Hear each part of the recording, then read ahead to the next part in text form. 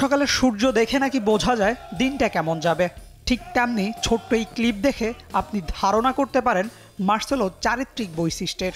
আমোদ খুনসুটিতে যিনি মজে থাকতেন সব সময়, ক্যারিয়ারের শুরু কিংবা শেষ মার্সেলো ছিলেন তার মতোই।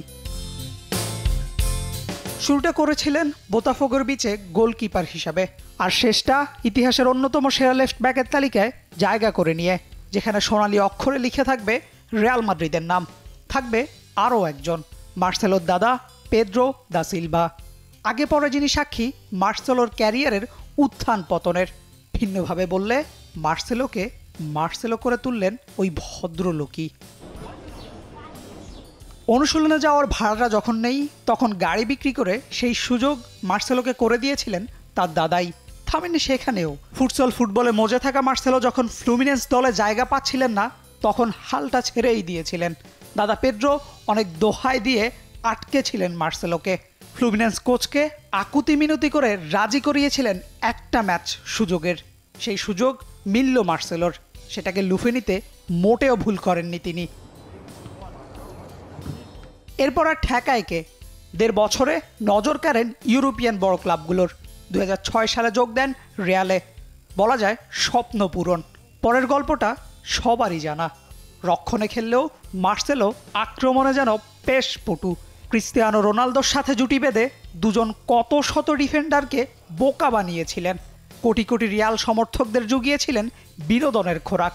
দুজনের একসঙ্গে সেই সেলিব্রেশন তো এখন ট্রেডমার্কই। 16 বছরে রিয়ালের সাফেদ জার্সিতে জিতেছিলেন 25 শিরোপা। খেলেছেন 561 ম্যাচ। অবশ্য মার্সেলোকে কেবল শিরোপা কিংবা ম্যাচ দিয়ে রিয়াল সমর্থকরা হয়তো বিচার করবেন না। তার ঝাঁঝরা চুল, রিয়ালের প্রতি নিবেদন, সফেদ জার্সিতে চুমু খাওয়া কিংবা খুনসুটির গল্পে বেঁচে থাকবেন শত বছর। 36 বছরে এসে থামলেন। সঙ্গী 3 ক্লাব আর 31 শিরোপার দারুণ স্মৃতি, সেই সাথে দুনিয়া জোড়া কোটি ভক্তকুলের ভালোবাসা।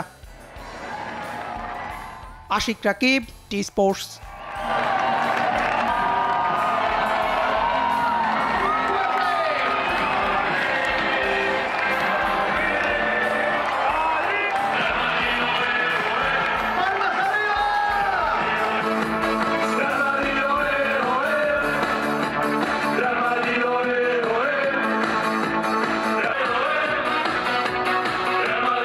বাংলাদেশ প্রিমিয়ার লিগ 2025, 7টি দলের জমজমাট লড়াইয়ে মাতবে পুরো দেশ। দেখতে চোখ রাখুন টি স্পোর্টস নেটওয়ার্কে।